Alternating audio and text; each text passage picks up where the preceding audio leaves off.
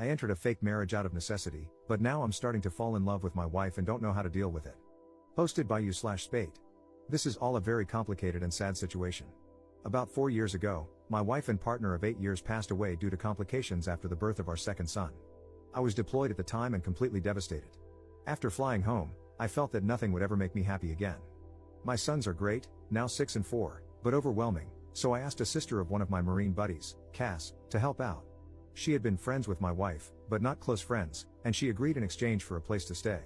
At the time, Cass was only 20 years old and in quite a bit of debt due to her extremely abusive ex-boyfriend, whom she had finally left about 3 months earlier. During the first few weeks of her helping out with the boys, she asked to borrow money to see a doctor due to shaking hands. She had no insurance. I happily obliged. She was an angel, doing all the cooking and cleaning and keeping my young family together.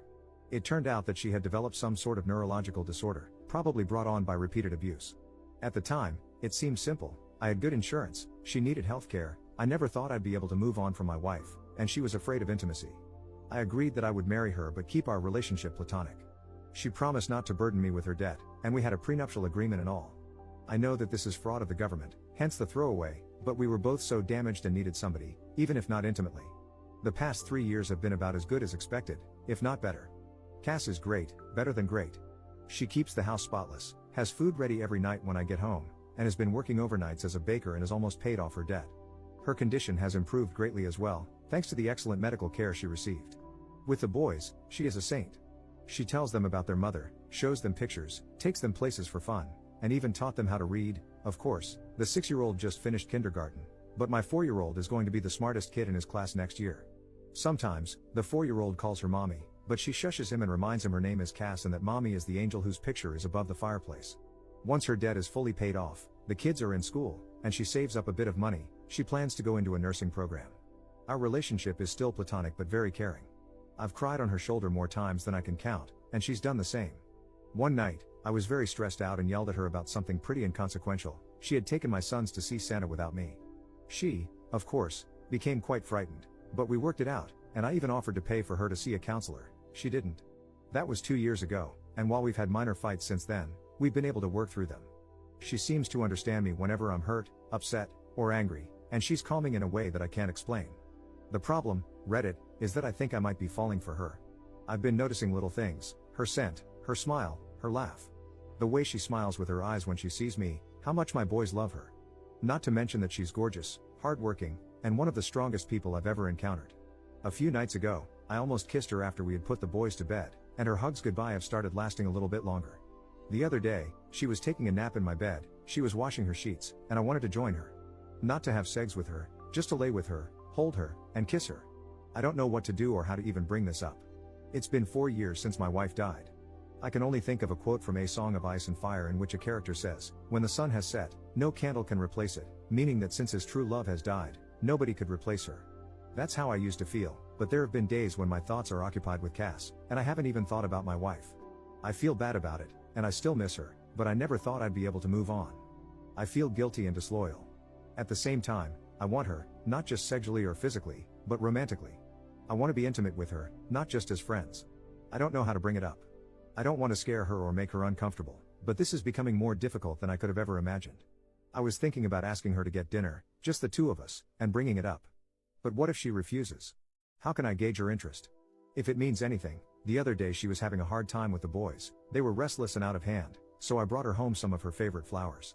She was extremely giddy, gave me another lingering hug, and even gave me a quick kiss on the lips. I was taken aback, but she pranced around, finishing dinner and putting the flowers in a vase. What does this mean? Edit. Screw it. It's been an hour on here, and you've convinced me to tell her. I've called her favorite fancy restaurant and made a reservation. Her brother agreed to babysit and let her/me stay at his place tonight if she isn't into it or feels uncomfortable. She paid off her debt this morning. Apparently, she just texted me a picture of the check, and next week is our 3-year anniversary, so that's the prelude. I'm going to tell her at dessert. I'm nervous as hell. Update 1 day later. Last night was hectic at first. Our younger son ate what he called a giant fuzzy spider, and Cass wanted to take him to the hospital, even though he was fine.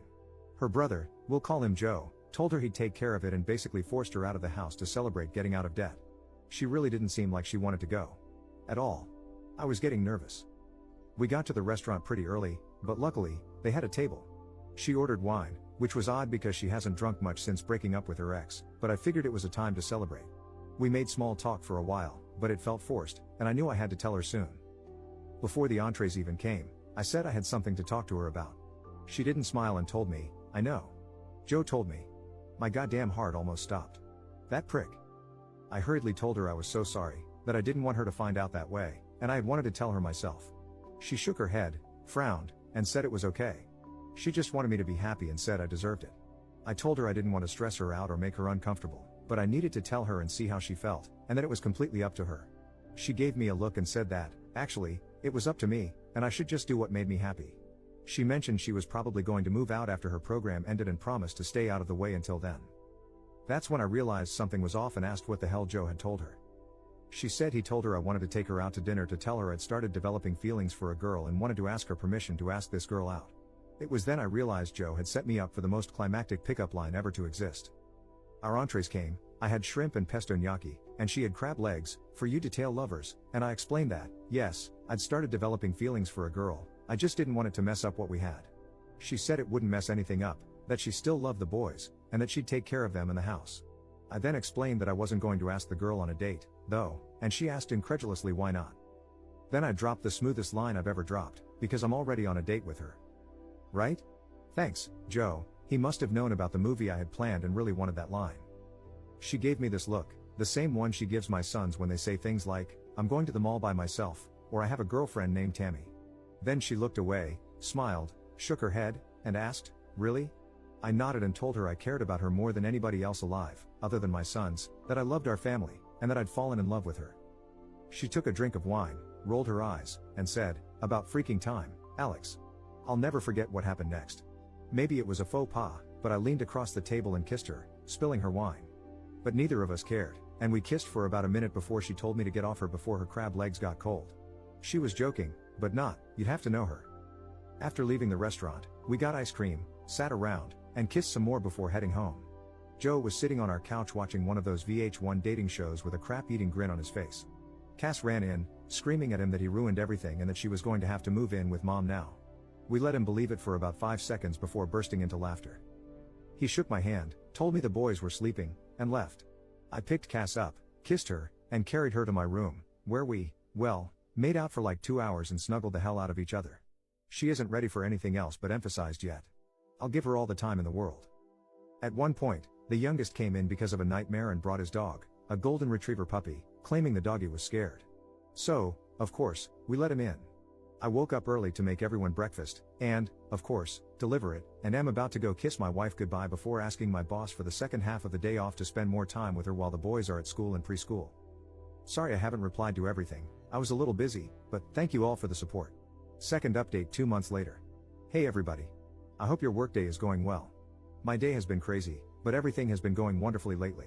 It was somewhat strange at first explaining it to our friends and family, but most of them had already caught on, including my sons, who act as if nothing has changed.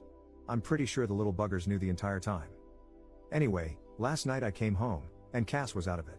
Dinner was burnt, which is no big deal, I can't cook well either, but it's out of character, and she was drinking lightly, only 1 or 2 glasses of wine. I asked her what was wrong, obviously concerned, and she told me that her ex-boyfriend, 30M, got parole last week. I was flabbergasted, as she should have been able to testify at his parole hearing, I believe. Apparently, the crime for which he was incarcerated was unrelated to the abuse, which I had always assumed was the reason, but Cass had been one, assured it would put him away for at least a decade, and 2, far too afraid to testify against him or press charges. Apparently, he'd been arrested for this felony, and while he was being held, he asked her to post bail. Instead, she asked my first wife for help moving out and moving on. I don't know what to do. I don't think we have any legal way to put him back in prison. She knows she should have gone to the police and feels guilt-ridden and upset about it now. I know she's going to be safe because if he tries to contact her, I'll take legal action to ensure he doesn't come near her. I've taken off work today, but I've promised that even when I go back, I'll have my buddies stopping by throughout the day. But I don't know how to make her feel safe. I've contacted my lawyer about filing a restraining order, and he said it shouldn't be too hard, but she's a mess. I just don't know how to make her believe that she's safe. I doubt this piece of crap will come around, but I know what I'll do if he tries. Third update 1 year 3 months later. Hey Reddit. First of all, I'd like to apologize for not keeping you guys updated. I've honestly just been pretty occupied with life lately. Last night, I had trouble sleeping. I was browsing the internet when an article about Reddit popped up, And I thought, I wonder how those nice people are doing. Then I signed in and realized that a lot of you really care about how my life is going with Cass. The answer is, pretty well now. Things got tough for a while when her ex was released from prison last year, though. She was so afraid that he'd contact her. Until he did. I remember that night like it was 5 minutes ago. Somebody rang our doorbell, and the oldest son answered. He asked for Cass. She told the boys to go upstairs, gave me a look, and I knew. But she didn't look scared. The crapstain apologized, begged for forgiveness, and asked for a second chance. She was so brave. I wanted to kill him, but she told him no and asked him to leave. He did, and he tried to contact her a few more times before we got an order of protection against him. Last I heard, he moved upstate to live with his dad or something. Around this time, her brother Joe also got into a really bad car accident and ended up having to move in with us for a while.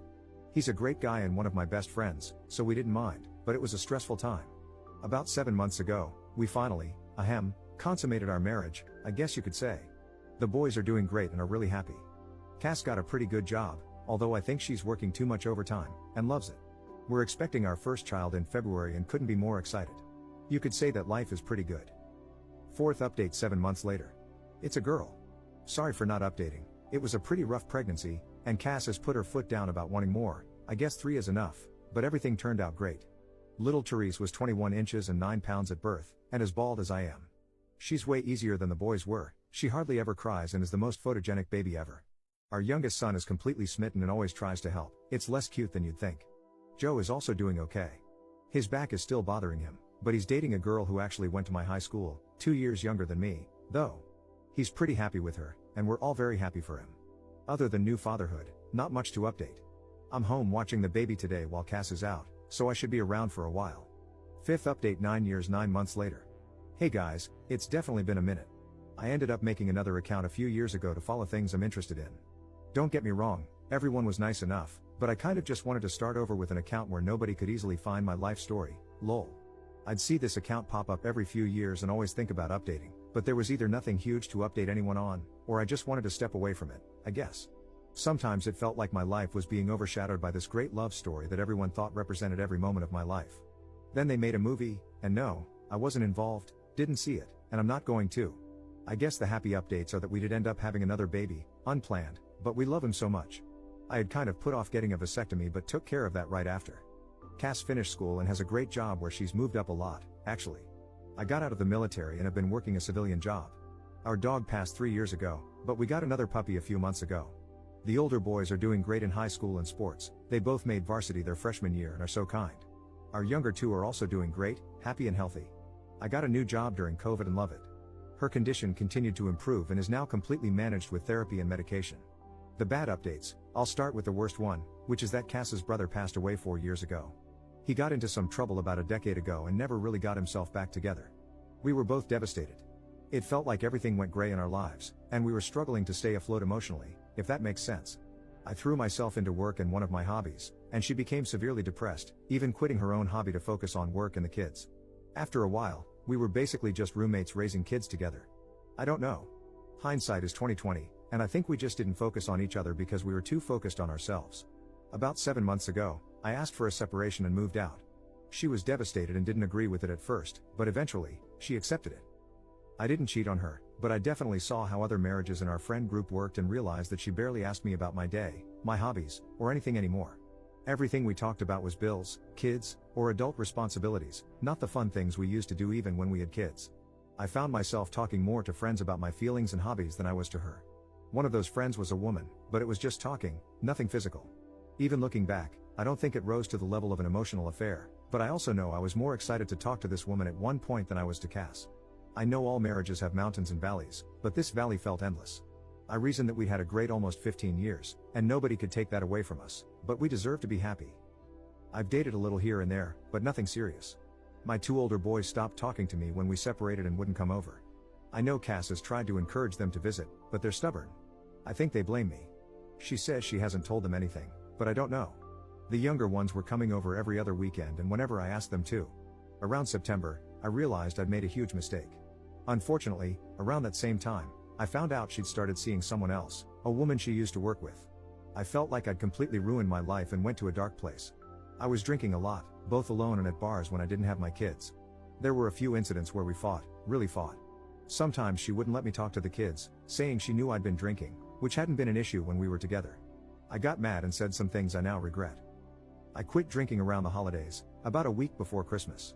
It was hard with all the parties, but I'm glad I did. Since then, I've been asking for more time with the kids and trying to reach out to my older two. Now, my younger kids come over almost half the time, and my second oldest sometimes joins them. The oldest was nice to me when I came over for the holidays, but he doesn't answer my calls or texts. The kids and I are all in individual therapy. I'm not sure where to go from here. I asked Cass if she wanted me to take the kids for Valentine's Day, but she said she didn't have plans. She ended things with her girlfriend a few weeks ago. I kind of joked that we could hang out since we'd both be alone, but I don't think she realized I was serious. I was, and still am. I can see things more clearly now that I've been sober for a month. Not 100%, but I know I wasn't a full-blown alcoholic. Still, binge drinking is just as bad.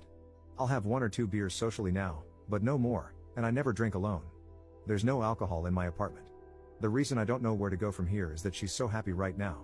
She looks happier and seems happier than she was when we were together. Even though she and her girlfriend broke up, she's happy. I wonder if I was holding her down. A few months ago, she told me she wasn't interested in divorcing, or at least, she wasn't going to file. She said she'd appreciate a heads up if I did because she'd want to work with me. I don't want to get divorced. I don't want to be separated. I don't want to live in this stupid apartment anymore without my kids or my wife. I don't think it's an easy fix where I can just take her out to dinner and tell her how I feel. I've thought about asking her to join a therapy session with me, or even suggesting couples counseling, but every time I want to ask, I hesitate. I guess I'm afraid of her saying no. Now that she's single and I'm sober, I think she'd be more likely to say yes, but if she doesn't, I'd be crushed.